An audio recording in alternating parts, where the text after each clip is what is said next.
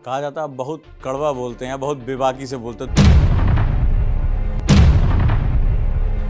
जो युवा नौकरी के पीछे भाग रहे हैं वो नौकरी के पीछे भाग रहे हैं। उसमें से नौकरी के पीछे भागने वाले में से कुछ युवा बच गए, वो छोकरी के पीछे भाग रहे हैं। कड़वा बोलने वाला नेता जो है ना, उसके बारे में कभी पता कीजिएगा, शायद 1% भी नहीं है कड़वा बोलने वाले नेता। और जो कड़वा बोलने वाला नेता है वो ईमानदार है। मैं वो कड़वा दवाई हूँ जो कभी भी नुकसान नहीं पहुंचा सकता। हाँ, आप मेरा इस्तेमाल करेंगे तो फायदा ही पहुंचेगा।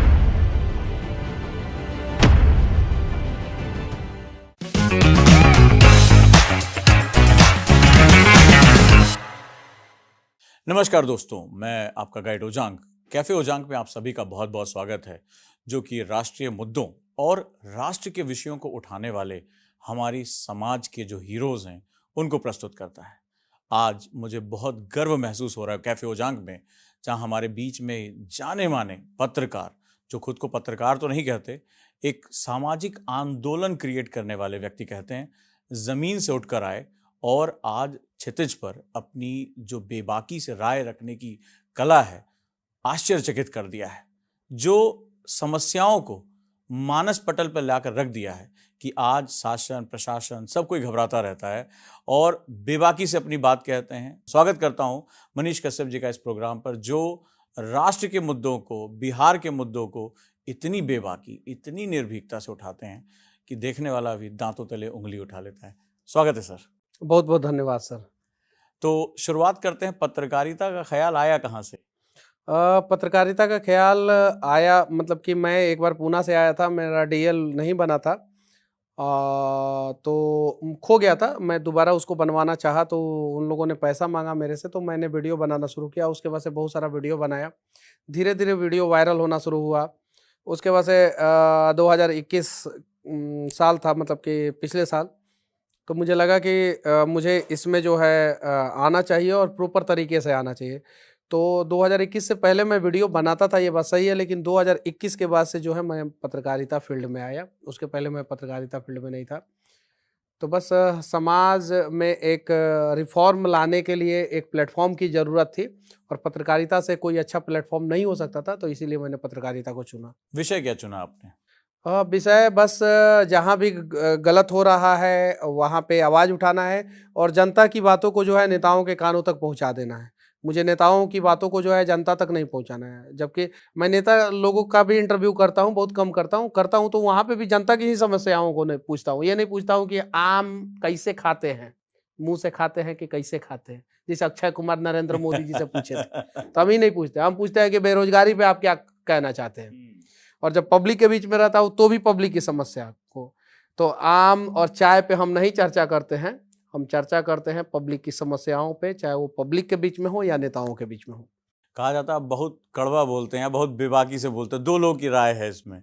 अब ऐसा कहें करते हैं दातुन कौन सा बढ़िया होता है? नीम वाला। नीम मीठा होता है क्या? ना। चीनी खाइए, डायबिटीज हो जाएगा।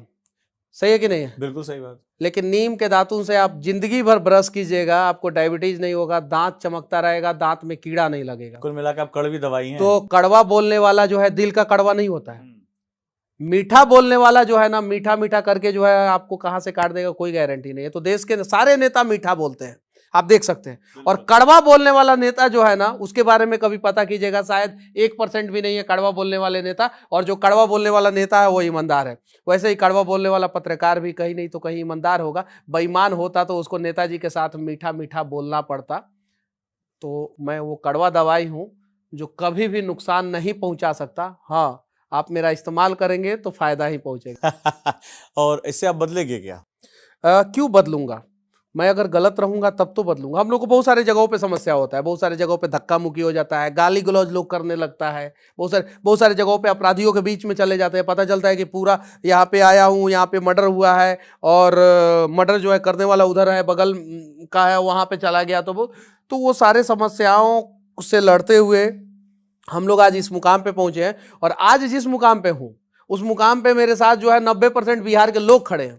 90% बिहार के लोग खड़े हैं। तो जब नहीं खड़े थे तब मैं डरा ही नहीं, आज पूरा बिहार मेरे साथ खड़ा है, आज मैं क्यों डरूंगा? और 10% मैं इसलिए छोड़ दिया क्योंकि 10% विरोध में जब तक आपके साथ नहीं रहेंगे तब तक आपका तरक्की नहीं होगा। कहा जाता है कि विरोधी खत्म, तरक्की खत्म। और जिंदा रहने का सबूत है आपके विरोध का होना।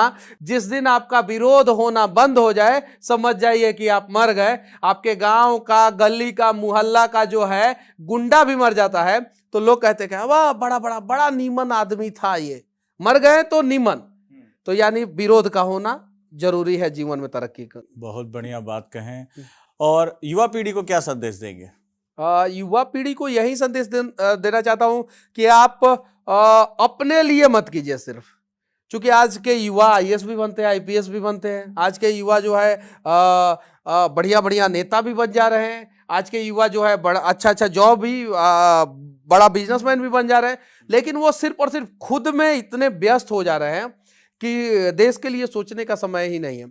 तो आप खुद के लिए कीजिए, लेकिन सबसे पहले आप राष्ट्र के लिए कुछ कीजिए। और जिस दिन आप अपने जीवन का 10% राष्ट्र को समर्पित कर दीजिएगा, उस दिन जो है आप मतलब कि राष्ट्र के लिए भी बहुत सारा चीज कर दीजिएगा और अपने लिए भी कुछ कर लीजिएगा। तो देश के सभी युवाओं से विनती करना चाहता हूं कि देश के लिए आप कुछ नहीं तो कुछ जरूर कीजिए। बहुत सही बात कहें आप। बिहार का भविष्य कैसा देखते हैं? बिहार का भूत उज्जवल था, स्वर्णिम था।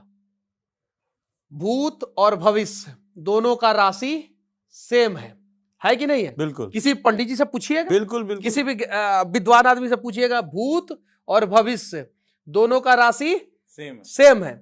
तो अगर भूत बिहार का उज्जवल था तो भविष्य भी बिहार का उज्जवल होगा और उस भविष्य को आज वर्तमान में हम बिहारी बदलेंगे। बहुत बढ़िया बात कहे हैं और संदेश बहुत साफ है। और जब तक लोग बदलने पे नहीं आएंगे तब तक कोई बदलाव नहीं होगा। और मुझे लगता है कि अब एक और जन आंदोलन की हमें बहुत बड़ी जरूरत है। हम लग रहा है 1947 में जन आंदोलन करके थक के बैठ गए। बदलाव बिना जन आंदोलन के नहीं होगा। देखिए, जन आंदोलन की जब बात होती है तो बहुत सारे नेताओं का नाम याद आता है, लेकिन उसमें सबसे बड़े नेता जो है जेपी आते हैं। जेपी आंदोलन के नाम से वो मशहूर आंदोलन था, जिसको छात्र आंदोलन भी कहा जाता है, लेकिन जेपी आंदोलन के नाम से वो मशहूर था। छात्रों को लेकर उन्होंने किया था आंदोलन। इस देश के इतिहास के पन्नों को जब खंगाल के देखेंगे तो दो ही आंदोलन इस देश में सबसे बड़ा हुआ।